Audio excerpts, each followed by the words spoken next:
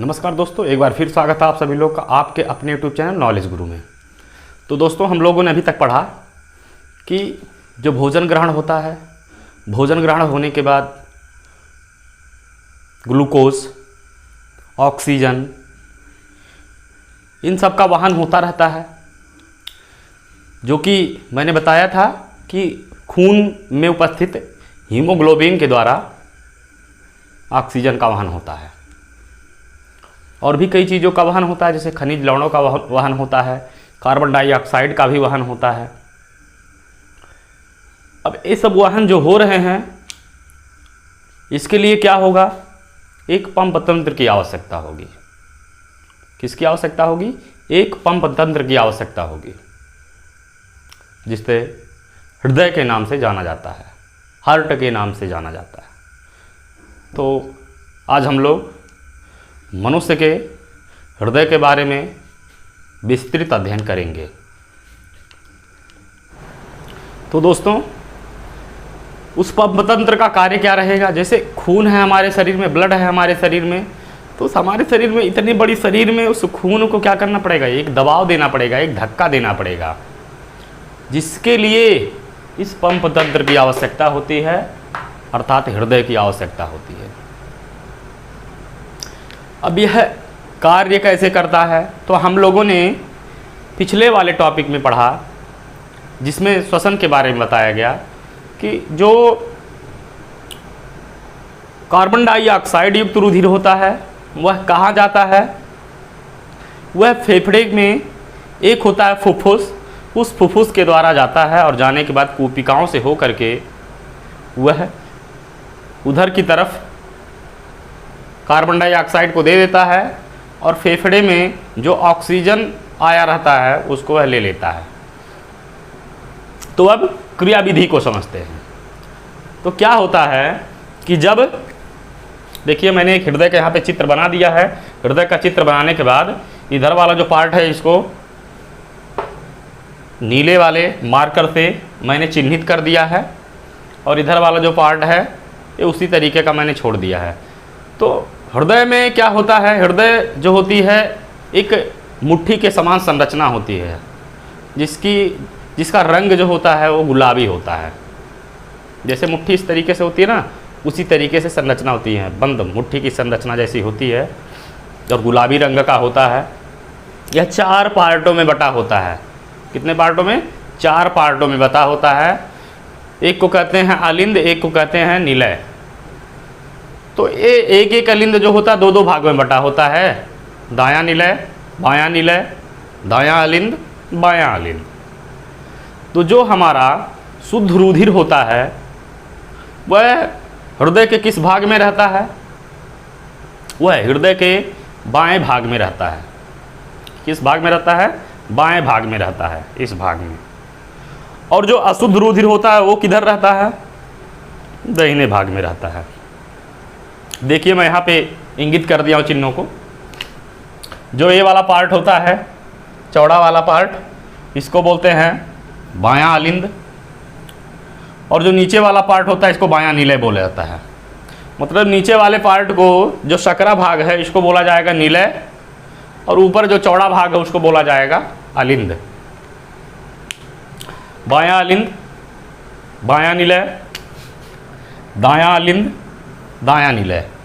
इस तरीके से मैंने क्या कर दिया है? हृदय के चारों भागों को, चारों कोष्ठकों को अलग अलग इंगित कर दिया, प्रदर्शित कर दिया है।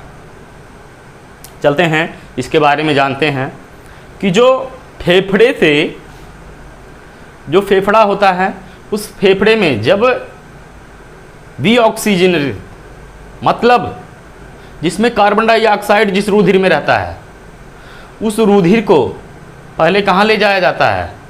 फेफड़े में ले जाया जाता है। फेफड़ा क्या करता है? ऑक्सीजन उसमें मिलाता है। तो कैसी प्रक्रिया होती है? जैसे हमारा पूरा शरीर जो है उसने खून से जो ऑक्सीजन था ऑक्सीजन को ले लिया। अब लेने के बाद जो हमारा खून हुआ वो कैसा हुआ? बिना ऑक्सीजन वाला।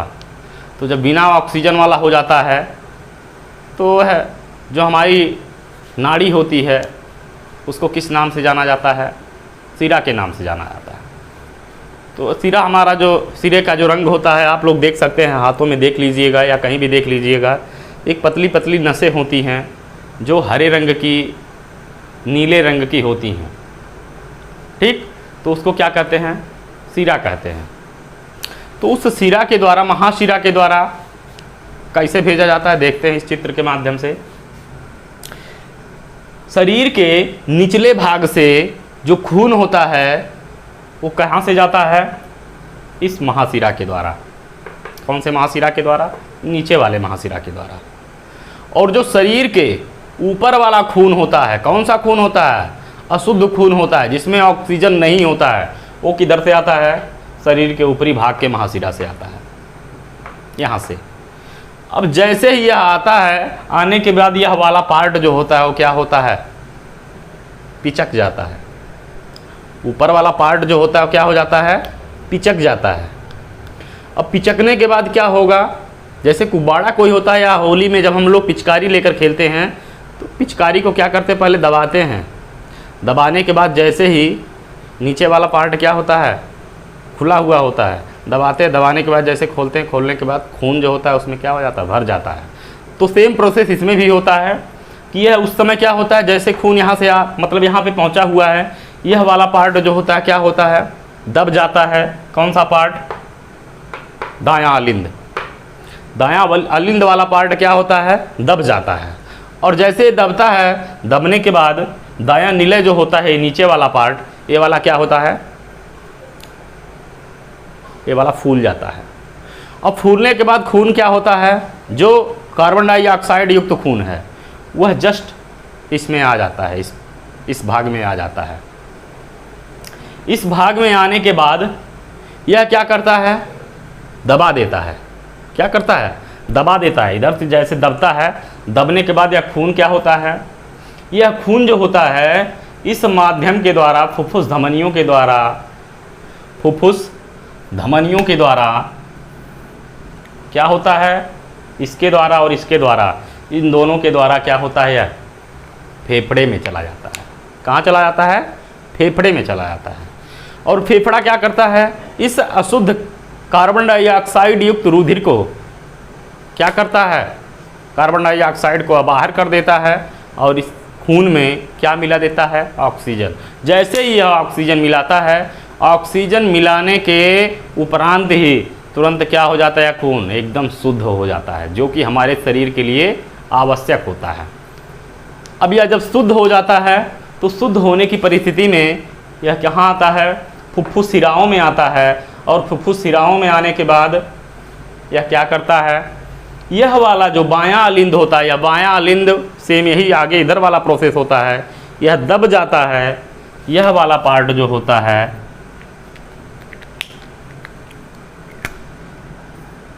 यह वाला पार्ट जो होता है ये क्या होता है? दब जाता है। और दबने के बाद नीचे वाला पार्ट क्या होता है? फूला रहता है।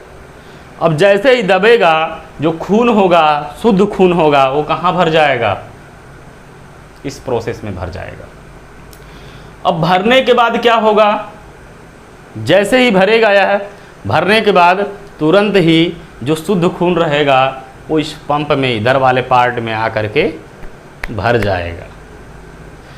भरने की स्थिति में क्या होता है? यह फिर तुरंत क्या करता है? दबा देता है। यह जो बायां निलय है यह क्या करता है? उसको दबा देता है, अपने पार्ट को दबा देता है। जैसे ही दबाता है, दबाने के बाद इस नलिका के द्वारा, कौन सी नलिका के द्वारा? इस नलिका के द्वारा क्या कर दिया जाता है? महाधमनी के द्वारा। महाधमनी के द्वारा यह तुरंत ही क्या हो जाता है? शरीर के सभी भागों में खून को पहुंचा दिया जाता है। सभी कोशिकाओं में खून को पहुंचा दिया जाता है। तो इस तरीके से यह प्रोसेस चलता रहता है और हमारे शरीर में ऑक्सीजन और कार्बन डाइऑक्साइड सही मात्रा में क्या होता रहता है? पहुंचता रहता है। सेम यही प्रोसेस होता है। तो दोस्तों हम लोग क्या देखते हैं कि यह जो हृदय का आकार होता है, यह क्या होता है? इसमें निलय की जो दीवार होती है वो मोटी होती है, किसकी अपेक्षा? अलिंद की अपेक्षा। आप लोग देख सकते हैं इसकी जो दीवार है क्या है? अलिंद की दीवार जो है वो क्या है, पतली है, लेकिन नीले की दीवार क्या है, मोटी है। ऐसा क्यों होता है, इस पर आप विचार कीजिए। विचार करने के बाद यह प्राप्त होता है हमें निष्कर्ष कि जो निलय होता है, निलय की दीवार मोटी इसलिए होती है क्योंकि अलिंद जो होता है वह हमारे शरीर से खून को लेता है, जबकि जो निलय होता है, यह निलय क्या करता है, हमारे पूरे शरीर में खून को भेजता है। इसीलिए इसकी दीवार क्या होती है, मोटी होती है। और थोड़ा एक ध्यान देंगे कि जो दायां निलय है, बाएं निलय उससे क्या है, कुछ मोटा है। ऐसा क्यों होता है, ऐसा इसलिए होता है कि दायां निलय जो होता है अशुद्ध रुधिर को कहाँ भेजता है, फेफड़े में भेजता है, तो उसके पास थोड़ा क्या होगा, कम पावर लगेगा।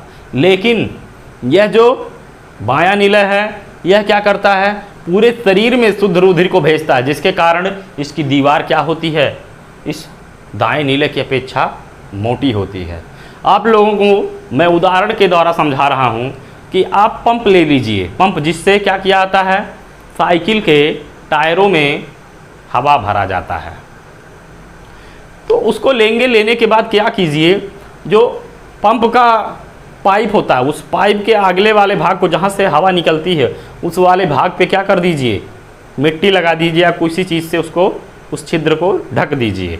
और ढकने के बाद आप उसको दबाएंगे तो दबने के बाद दबेगा नहीं, बहुत तेज़ से अगर दबाएंगे तो उसकी जो पाइप होती है तो निकल जाएगी, या अगर पतली पाइप रहेगी तो क्या होगी, फट जाएगी। जैसे गुब्बारा होता है, गुब्बारे को अगर आप ज़्यादा हवा भर देते हैं तो क्या होता है, फट जाता है। सेम प्रोसेस इसमें होता है कि अगर बाई चांस कहीं पर पूरे शरीर में किसी कोई एक नस ब्लॉक है और उस ब्लॉक वाले नस पर अगर दबाव पड़ जाता है तो पड़ने के बाद या तो नस फट जाएगी या तो हमारा हृदय फट जाएगा। इसीलिए इसकी दीवार को क्या किया जाता है, मोटा बनाया जाता है। तो दोस्तों चलिए हम लोग जानते हैं रुधिर दाब क्या होता है। आप लोग रुधिर दाब के बारे में बहुत सुने होंगे कि किसी का रुधिर दाब क्या हो जाता है, लो हो जाता है, किसी का क्या होता है, हाई हो जाता है। तो यह कैसे होता है, रुधिर दाब होता क्या है, इसके बारे में जानते हैं। जो हमारी रुधिर वाहिनियाँ होती हैं उसके विरुद्ध जब कोई क्या लगता है, दाब लगता है, तो उसी को क्या बोला जाता है, रुधिर दाब बोला जाता है, ब्लड प्रेशर बोला जाता है। फिर से एक बार समझते हैं कि जब हमारी रुधिर वाहिनियों के विरुद्ध दाब लगता है, अर्थात हमारी रुधिर वाहिनियों के विरुद्ध लगने वाले दाब को ही क्या कहते हैं, रुधिर दाब कहते हैं। तो जो हमारी रुधिर वाहिनियाँ होती हैं वे दो अवस्थाओं में होती हैं। कितनी अवस्थाओं में होती हैं, दो अवस्थाओं में। एक को संकुचन दाब कहते हैं और एक को अनुशीतलन दाब कहते हैं। संकुचन दाब का मान कितना होता है, 120 mm, और अनुशीतलन दाब का मान होता है 80 mm। जब क्या होता है, इस 120 और 80 में क्या होता है, बढ़ोतरी आ जाती है। क्या आ जाती है, बढ़ोतरी आ जाती है। तो हमारा जो रुधिर का दाब होता है वो क्या होता है, बढ़ जाता है। और जब इस 120 और 80 में से इसका मान जो होता है वो घट जाता है, तो हमारा रुधिर दाब जो होता है वो क्या होता है, घट जाता है, अर्थात लो हो जाता है। इसको हम इस रूप में समझते हैं, ऐसे लिखते हैं 120/80। एक स्वस्थ मनुष्य के शरीर का जो रुधिर दाब होता है वो होता है 120/80 mm। ठीक, इसको चेक करने वाली जो मशीन होती है उसको कहते हैं स्फैग्मोमैनोमीटर।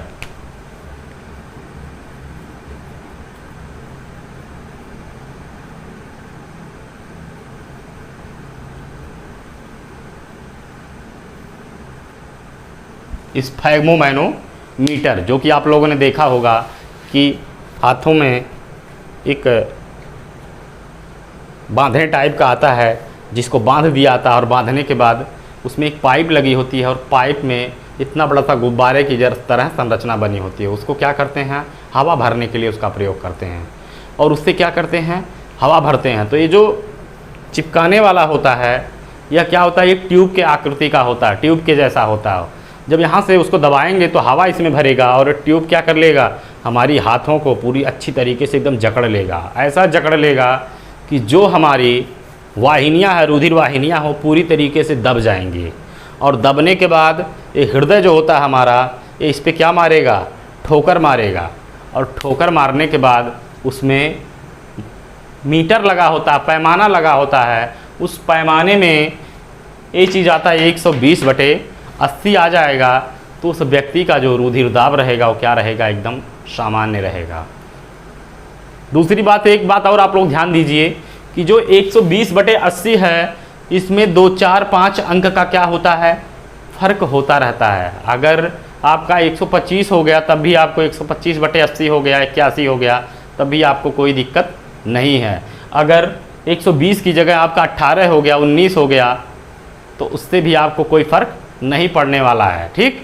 लेकिन अगर 5 अंकों से ज़्यादा का क्या हो, डिफरेंस हो, तो समझ लीजिए जैसे 5 अंक आपके 5 अंक से ज़्यादा बढ़ गए, 8 हो गए, 128/85 हो गया, तो समझ लीजिए आपका ब्लड प्रेशर क्या है, हाई है। और उससे अगर थोड़ा नीचे 5 से नीचे हो जाए तो समझ लीजिए आपका ब्लड प्रेशर क्या है, लो है। अब चलते हैं हम लोग रुधिर वाहिनियों के बारे में जानते हैं।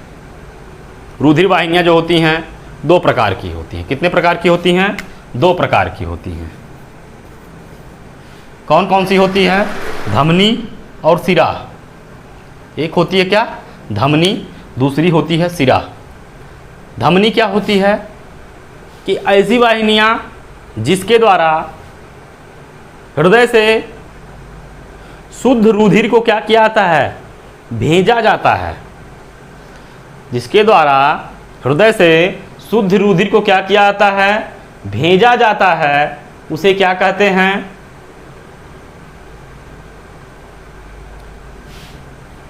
धमनी कहते हैं। क्या कहते हैं, धमनी कहते हैं। और सिराएं क्या होती हैं, ऐसी वाहिनियां जिसके द्वारा अशुद्ध रुधिर को हृदय में लाया जाता है, उसे सिरा कहते हैं। अब ये जो सिराएं होती हैं, सिराओं का जो रंग होता है वो हरे रंग का होता है, नीले रंग का होता है। मैंने बताया अभी को, ये जो नसें हम लोगों के ऊपर दिखाई देती हैं, नीले अथवा हरे रंग की दिखाई देती हैं, उसको सिरा ही बोलते हैं। इसीलिए मैंने इसको नीले मार्कर से लिख दिया। और जो धमनी होती है, धमनी का जो कलर होता है वो क्या होता है, रेड कलर का होता है, जिसके लिए मैंने इसको रेड कलर से लिख दिया। अब ये जो धमनी होती है, सिरा से डिफरेंस कैसे होती हैं, धमनियों को क्या करना होता है, पूरे शरीर में ऑक्सीजन युक्त रुधिर को पहुंचाना होता है, जिसके कारण इसकी जो दीवार होती हैं वो क्या होती हैं, मोटी होती हैं और लचीली होती हैं। जिससे अगर थोड़ा सा भी प्रेशर हो तो प्रेशर होने के बाद उसकी दीवार थोड़ी सी क्या हो जाए, मोटी हो जाए, लचीली रहती है, इसीलिए जिससे फटे ना, ठीक। लेकिन जो सिराएं होती हैं, सिराओं की जो दीवार होती है वो क्या होती है, पतली होती है। क्यों पतली होती है, क्योंकि यह पूरे शरीर से अशुद्ध रुधिर को कहाँ लेकर आती है, हृदय में लेकर आती है। तो इसीलिए इसकी दीवार जो होती है वो क्या होती है, पतली होती है। अब जानते हैं कि जब हमारे शरीर में चोट लग जाती है, रक्त का स्राव होने लगता है, खून बहने लगता है शरीर से, तब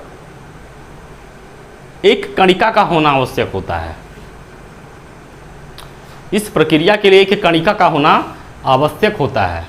आप लोगों ने ध्यान दिया होगा कि जब खून जो होता है क्या होने लगता है, बहुत तेज़ी से निकलने लगता है, तो निकलने के बाद एक ऐसा प्रोसेस आता है जब वह खून क्या हो जाता है, थक्का जम जाता है। तो वह थक्का जमता क्यों है, वह थक्का इसलिए जमता है क्योंकि हमारे खून में एक प्रकार की कणिकाएं पाई जाती हैं जिसको रुधिर प्लेटलेट्स के नाम से जाना जाता है।